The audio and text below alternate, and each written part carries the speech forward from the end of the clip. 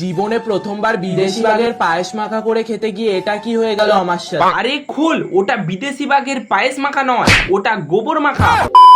নমস্কার গাইস, সবাই ভালো আছো তো? মিম রিভিউ এর ফানি এপিসোডে তোমাদের ওয়েলকাম জানাই। আজকে আমরা এমন কিছু মিম রিভিউ করব যা দেখে তোমরা মজা পেয়ে যাবে। মজা মানে মজা, সেই একটুকু মজা পাওয়ার জন্য তোমরা ভিডিওটা শেষ পর্যন্ত দেখে থাকো। তো লেটস স্টার্ট। এ ভাই, বিরাট কোহলি যে বিগ ফ্যান ভাই, বিগ ফ্যান। এটা তো রিয়েল বিরাট কোহলি নয়, বিরাট কোহলি লাইট ভার্সন মার্কেটে নতুন লঞ্চ হয়েছে নাকি? হ্যালো গাইস, সে যাই হোক, তোমার দাঁতগুলো বেশ সুন্দর। পুরো সেটা ভাঙা জিও কাকা, জিও বৌদি মজাতে রিলস করছে, কাকা হাঁড়ি নিয়ে এসে ঘটি বেঁকে দিয়েছে। ইয়ে গাইস, ইয়ে কাকু বলছে আমি এদিকে ভাত রান্না করব, তুই এদিকে মজাতে রিলস করবি।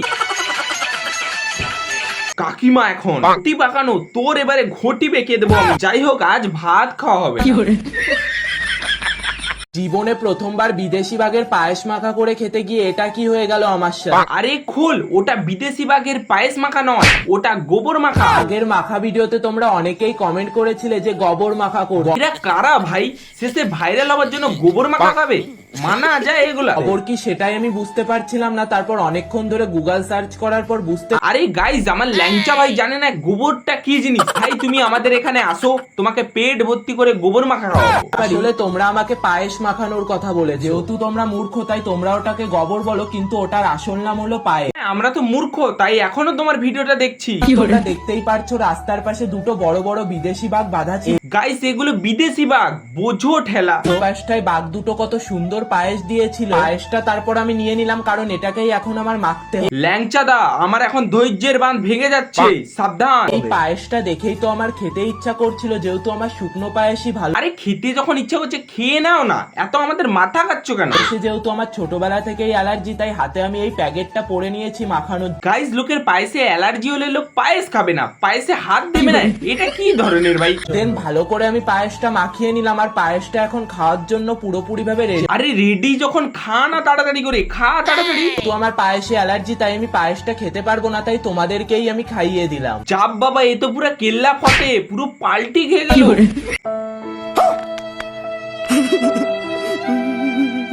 শখের মানুষ ত্যাগ করেছি বস, পান্তা বেড়ে তো খেতেই হবে। আরে ভাই ঠিক করেছিস, শখের মানুষ থাকলে এই খাবারটাও জুটতো না। Hi guys, hi. এই যে হলো বিমল। হ্যাঁ, এটা তো বিমল। তারপর বিমল আমার বয়ফ্রেন্ডের অনেক পছন্দের খাবার। মামনির বয়ফ্রেন্ড বিমল খেতে পছন্দ করে, তো আমরা কি করব মামনি বলো? কি করব আমরা? সেই জন্য আমি 1000 টাকা খরচা করে এই বিমলটা আনলাম। পাতালি দিদি তার বয়ফ্রেন্ডের জন্য 1000 টাকার বিমল কিনেছে। ভাই লোক এরকম গোড ফ্রেন্ড, না না না, গার্লফ্রেন্ড থাকা খুবই দুর্ভাগ্য, না না ভাগ্যের ব্যাপার। তোমরাও যারা তোমাদের বয়ফ্রেন্ডকে ভালোবাসো, এই বিমল কিনে দাও। তোমাদের বয়ফ্রেন্ডরা তোমাদের সেই ভালোবাসে, একবারে সেই। দিদি আবার সাজেশন দিচ্ছে যে বিমল কিনে দাও, ভালোবাসা বাড়বে। দিদি তুমি উচ্ছন্নে যাচ্ছ, যাও, পুরো দেশটাকে কি উচ্ছন্নে বানাবে?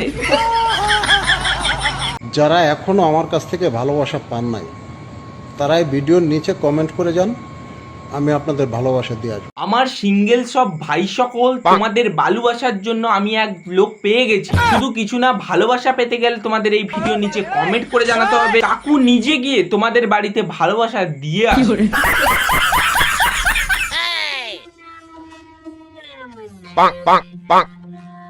কি কাকু এত খুশি কেন? কাকিমা কি আজ বাড়িতে নেই?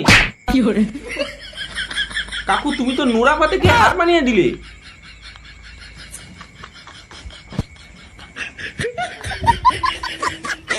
গাইস কাকুর ড্যান্স দেখে তো আমি তো পুরো ফিদা হয়ে গেছি। গাইস তোমাদের কেমন লেগেছে তা কমেন্ট করে জানাও। তোমরা যদি চ্যানেলে প্রথমবার এসে থাকো, চ্যানেলটিকে সাবস্ক্রাইব করে নাও। দেখা হচ্ছে আবার এক নতুন ইন্টারেস্টিং ভিডিও নিয়ে, ততক্ষণ টেক কেয়ার এন্ড টাটা।